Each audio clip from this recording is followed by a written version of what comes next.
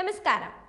മാനവരാശിയുടെ ഭാവി മുന്നേറ്റങ്ങളെക്കുറിച്ച് സ്വപ്നമെന്ന് തോന്നിക്കുന്ന തരം ആശയങ്ങളുള്ള മനുഷ്യനാണ് SpaceX CEO Elon Musk.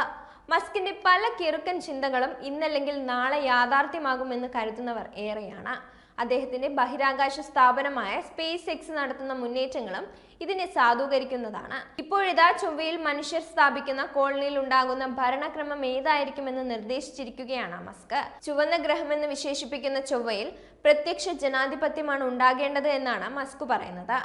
മനുഷ്യർ എപ്പോഴെങ്കിലും ചൊവ്വയിൽ സ്ഥിര താമസമാക്കിയാൽ അവിടെ ജനാധിപത്യം സ്ഥാപിക്കപ്പെടുന്നത് കാണാൻ താൻ ആഗ്രഹിക്കുന്നുവെന്നാണ് ശതകോടീശ്വരനും സ്പേസ് എക്സ് സിഇഒയുമായ ഇലോൺ മസ്ക് പറയുന്നത്. തന്റെ എക്സ് അക്കൗണ്ട് പോസ്റ്റിലൂടെയാണ് മസ്ക് ഇക്കാര്യം വെളിപ്പെടുത്തിയത്. അവരെ എങ്ങനെ ഭരിക്കണമെന്ന് ചൊവ്വക്കാർ തീരുമാനിക്കും. ജനപ്രതിനിധികൾ എന്നതിലുപരി നേരിട്ടുള്ള ജനാധിപത്യമാണ് ചൊവ്വയിൽ ഞാൻ ശുപാർശ ചെയ്യുന്നത് എന്നാണ് മസ്ക് പോസ്റ്റിൽ പറയുന്നത്. സ്പേസ് എക്സിന്റെ ചൊവ്വയിലേക്കുള്ള ദൗത്യങ്ങൾക്കുള്ള സമയക്രമവും ഇലോൺ മസ്ക് വിവരിച്ചിട്ടുണ്ട്. സ്പേസ് എക്സിന്റെ ക്രൂവില്ലാത്ത സ്റ്റാർഷിപ്പുകൾ 2 വർഷത്തിനുള്ളിൽ ചൊവ്വയിൽ ഇറങ്ങുമെന്നും ക്രൂ അടങ്ങിയ സ്റ്റാർഷിപ്പുകൾ 4 വർഷത്തിനുള്ളിൽ സാധ്യമാകുമെന്നും മസ്ക് വ്യക്തമാക്കിയിട്ടുണ്ട്. മനുഷ്യരാശിയുടെ നിലനിൽപ്പ് ഉറപ്പാക്കുന്നതിന് ചൊവ്വയുടെ പ്രാധാന്യം ഊന്നിപ്പറഞ്ഞ മസ്ക് മനുഷ്യരാശിയെ ഒരു ബഹുഗ്രഹ ജീവിയാക്കി മാറ്റണമെന്നും വാദിക്കുന്നുണ്ട്. ആളുകളെയും ചരക്കുകളെയും ചൊവ്വയിലേക്ക് അയക്കാൻ സ്പേസ് എക്സ് പദ്ധതിയിടുന്നുണ്ട്. ദീർഘകാല മനുഷ്യവാസത്തിനുള്ള അടിത്തറ സ്ഥാപിക്കുന്നതിൽ ശ്രദ്ധ കേന്ദ്രീകരിച്ചുള്ള പ്രാരംഭ ദൗത്യങ്ങൾ തുടങ്ങിക്കഴിഞ്ഞതായി മസ്ക് പറയുന്നുണ്ട്. പ്രസിഡന്റ് തിരഞ്ഞെടുപ്പിൽ വൈസ് പ്രസിഡന്റ് കമലാ ഹാരിസ് വിജയിച്ചാൽ ചൊവ്വ ദൗത്യം അസാധ്യമാകുമെന്ന് ഇലോൺ മസ്ക് പറഞ്ഞിരുന്നു.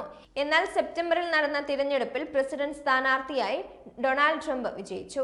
226-നെതിരെ 312 ഇലക്ടറൽ വോട്ടുകൾക്കാണ് ട്രംപ് ഹാരിസിനെ പരാജയപ്പെടുത്തിയത്.